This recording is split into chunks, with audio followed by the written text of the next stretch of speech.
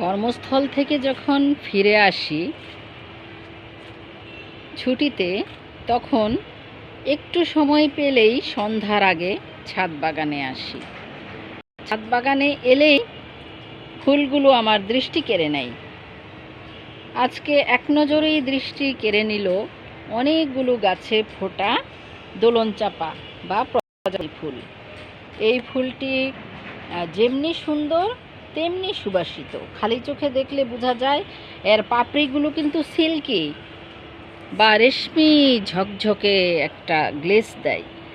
এই ফুলগুলোর যে কি সুন্দর সুবাস, যে নিবে সেই শুধু জানবে, আর কেউ জানবে না এর সৌন্দর্য।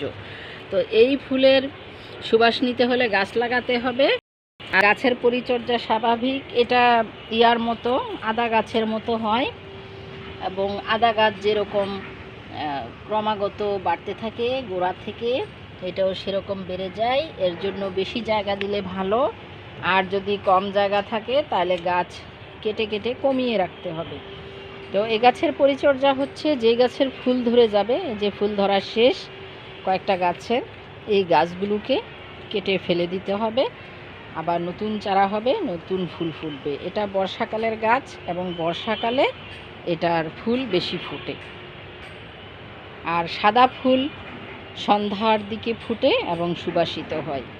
এই গাছটি ছাদ বাগানে রাখুন, আপনাদের বারান্দার টবে রাখুন, মাটিতে তো অবশ্যই ভালো।